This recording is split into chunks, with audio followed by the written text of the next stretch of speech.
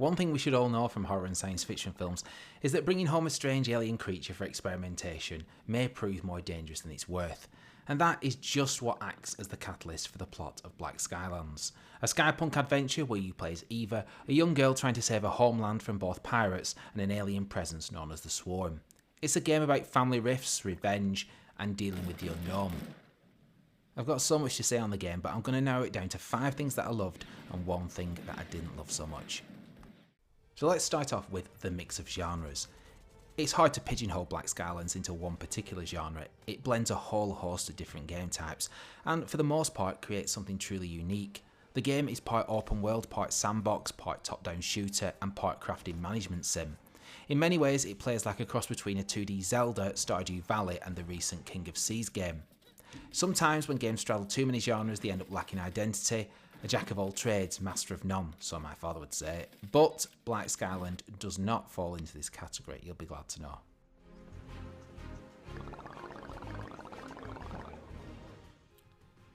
The different genres are exquisitely blended, and the pace of the game is excellent. If you follow the main story, you can expect to be battling enemies in the sky, and on land, collecting resources, liberating islands, and building factories, workshops, and laboratories on your aerial base, known as the Fathership. It's a type of game where you'll while away several hours without really noticing, as there's always something else to do. And just as you may be getting bored with one quest, the next offers up something totally different. Now the second thing I really like about the game is the open world structure. And I'm not usually one for open world games, as they can often feel overwhelming by the scale and scope, which I know is exactly what attracts many to them. For someone who plays and reviews a lot of games though, there just isn't enough time. However, Black Skylands once again gets the balance just right. There's a relatively large map to explore if you want to, but certainly from the first few hours you don't need to stray too far from the Fathership. To make things easier, most things are labelled on the map.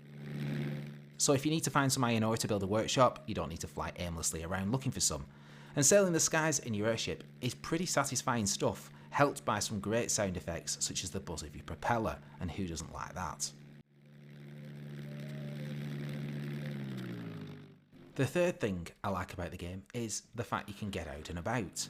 So I enjoyed the recent King of Seas, a similar sort of open world adventure, but one of the main disappointments that I had with it was the inability to actually move about your ship or leave it and roam around the different islands you visit. Now Black Skylands nails this perfectly. You can leave the helm of your ship at any point, even in the middle of an aerial battle.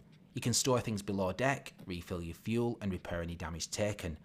And on arrival at a sky island, you can dock and go out and look for resources, secrets or complete quests. As already mentioned, combat takes place in the air and on land, and I'd say that the ground combat is the better of the two. Eva's equipped with a whole arsenal of weapons that allow you to liberate islands by removing the pirate threat. Doing so provides extra resources and helps build your community. Combat plays like many twin-stick shooters, and it's probably my favourite part of the game. I'd say it's a little reminiscent of Hotline Miami in some ways. You can run, jump roll, melee and use your hookshot to pull enemies towards you. Weapons start from your basic pistol to sniper rifles and to shotguns. And your firearms can be enhanced with a whole host of different mods which provide special abilities to destroy your foes. And this brings me to the next thing that I love about the game. Its customisable options.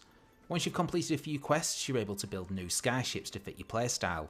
These can be small manoeuvrable boats or heavy machines with a high capacity cargo hold.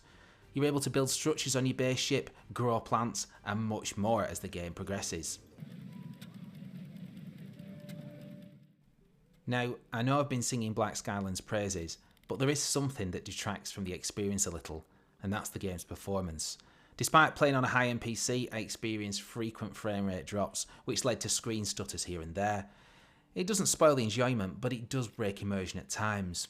I don't know whether this is due to the large overworld, constantly loading assets, or a memory leak, or something else relating to the game's engine, but the developers are well aware of the problem and they're actively working on a fix, which is good enough for me.